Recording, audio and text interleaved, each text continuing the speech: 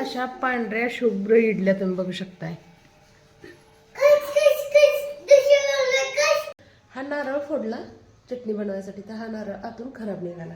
कसं असतंय ना, माणसं सुद्धा असेच असतात, वरून गोड गोड असतात आणि मधून असे खराब असतात। अनुभवाचे बोल। पुन्हा कोणाला खायचंय बघा? मला मला मला मला मला मला दादाची दादाची कसली भारी फुगले ना। आणि मी पण काढू? तू खा फक्त। नमस्कार, शुभ सकाळ, श्री स्वामी समर्थ। तर आज आहे रविवार आणि मी छान अशी तयार झाले। तर चला, आज सुट्टी आहे। रात्री मी इडलीचं भिजवलं होतं, सकाळी उठल्या बारीक सुद्धा करून घेतलं आणि त्यानंतर हा नारळ फोडला चटणी बनवायसाठी, तर हा नारळ आतून खराब निघाला। कसं असतंय ना, माणसं सुद्धा असेच असतात, वरून गोड गोड असतात आणि मधून असे खराब असतात। अनुभवाचे बोल। नारळ तर खराब निघाला।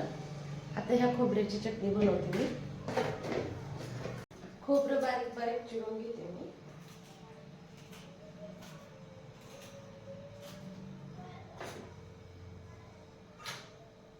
पाण्यात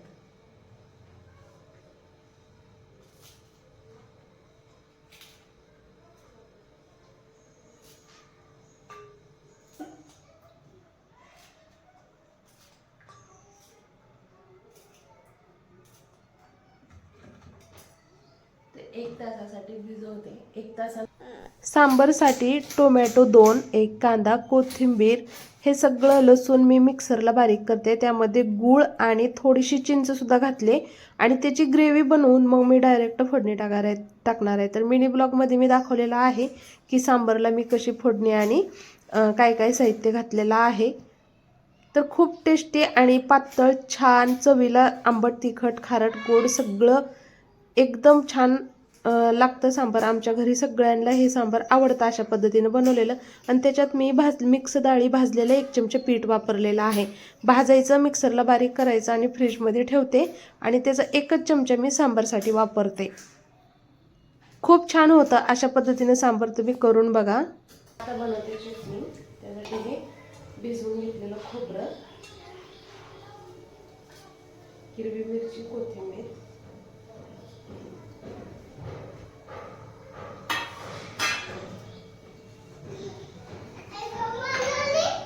बनवले खाऊ, आंघोळ करा तोपर्यंत बनवते। फोन आणला जे पप्पा ना। थँक्यू।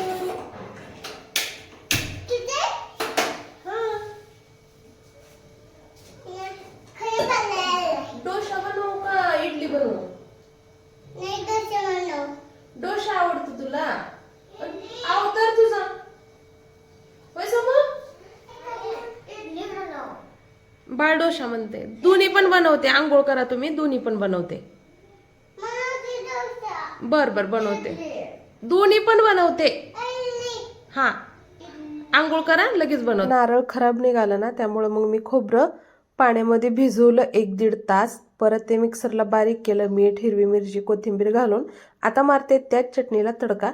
तर तडक्यामध्ये तेल गरम करून जिरे मोहरी टाकते, कसुरी मेथी, हिंग आणि हे बघा छान असं गरम झालं की चटणीमध्ये लगेच टाकून घेणार आहे।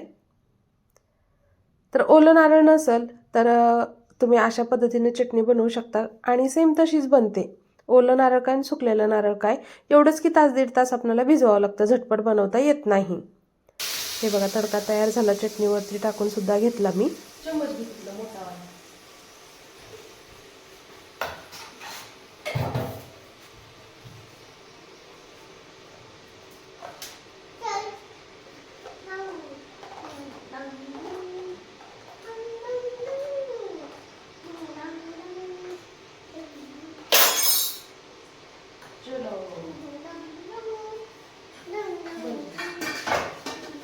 मस्त अशा पांढऱ्या शुभ्र इडल्या तुम्ही बघू शकताय।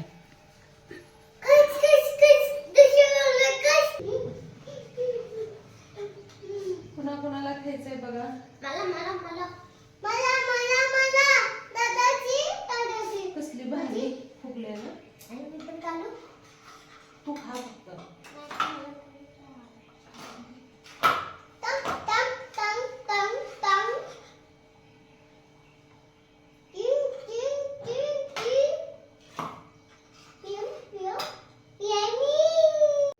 छान झाले. खा. डोसा दुपारी बनवते, चालेल. दुपारी बनवू का? बर. कसं झालं लाडूले? आवडलं माझ्या पिलीला? मला एक कळत नाही ह्या सायकलीचं. मागच्या वेळेस शीट तुटून निघाली 1,500 रुपये खर्च करून, आणि हे बघा आता तर हँडलच पूर्ण बाजूला निघाले. काय करायचं मग काय? ठेवलेल्या जागी सगळी मोडतोड होते. बघा ही तुटलंय. अवघड आहे, खूप अवघड आहे. खेळायला म्हणून खाली गेला बघते तर काय हँडल बाजूला. इतका त्याचा मूड खराब झाला ना. सुट्टीचा दिवस आणि सायकल खराब झाली. त्याला खेळायची होती, पण काय करणार.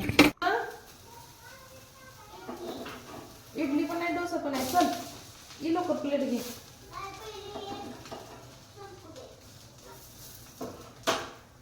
बर चालतंय.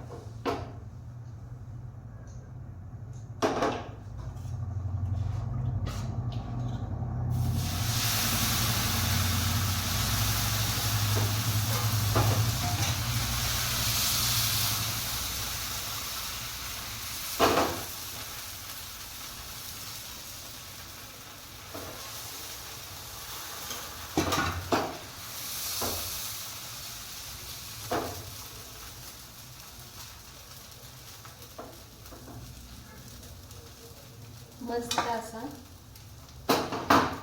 जाळीदार डोसा आहे. एकदम छान मौसम. लाडूले देऊ अजून? कसं झालंय?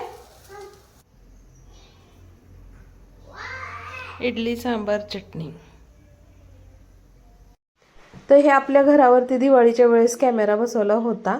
तर हे बघा आपली सीता, गीता, टप्पू, टोनी सगळे आहेत इथं. गोगी आणि त्यांना चारा ते टाकलेला आहे, घास गवत सगळं. तर हे समर्थला जेव्हा बघावं वाटेल ना तेव्हा मग ते ओपन करून बघतो आणि मग असे त्याचा व्हिडिओ बनवून ठेवतो. त्याला खूप असं युनिक वाटतं. म्हणजे आपण इथं राहून सुद्धा आपले बघू शकतो गावाकडं. खूप खुश होतो.